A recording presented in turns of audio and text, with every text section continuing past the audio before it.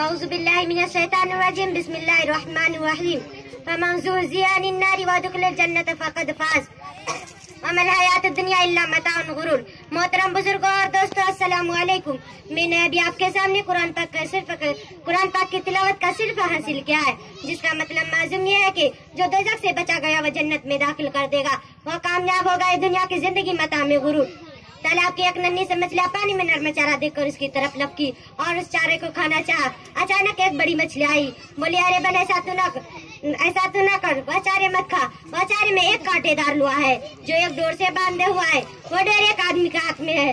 آدمی اس انتظار میں ہے کہ وہ چارے کو کھائے، کانٹا تیری حق میں پھنس جائے اور تجھ کو پانی کے باہر نکال کر اپنے قبضے میں کرے اور تجھ کو گھر لے جا کر کاٹ کر پکاوے اور 32 دانت کے بیچ میں چبائے۔ پیاری نیدان بند، میری بات مان لے، یہ مصیبت میں لے۔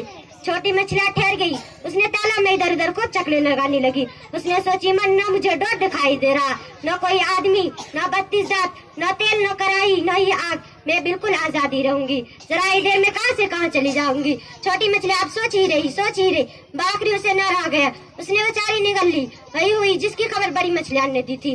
اسی طرح اللہ نے اپنے محبوب رسول کو بیچ کر انسانوں کو آگے کیا۔ اے انسانوں، یہ دنیا کی زندگی سب کچھ نہیں ہے، بلکہ اس کے بعد جو دنیا ہے وہ کبھی ختم نہ ہونے والی ہے۔ یہ دنیا کی زندگی چند دنوں کی ہے، یہاں پر اگر اللہ اور اس کے رسول کی بات مان کر اس کے مطابق عمل کرو گے تو ہمیشہ کے لیے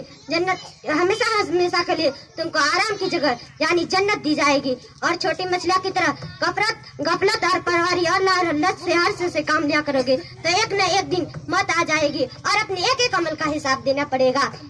موت کے بعد والی ہی زندگی کا نام ہے آخرت۔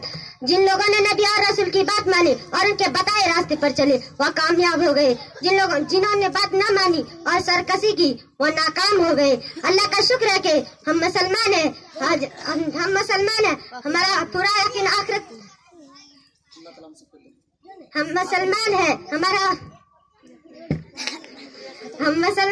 ہمارا آخرت پر یقین رکھتے ہیں۔ آج زیادہ تر مسلمان دنیا والے کی طرح دنیا کی زندگی میں پھنس گئے اور آخرت کو بھولا بیٹھا۔ آج ہم پریشان ہیں کہ ہمارے آخرت کا یقین تو ہے، یقین بہت ہی کمزور ہے۔ ہماری دنیا کی زندگی بن جائے میں اس کی بہت ہی زیادہ فخر ہے، مگر ہمارے آخرت میں کیا ہوگا، ہماری آخرت کی کتنی تیاری کر رہے ہیں ہمیں اس کا احساس نہیں ہے۔ اللہ رب العزت دعا سے ہم کو آخرت کا پورا یقین عطا فرما، آمین۔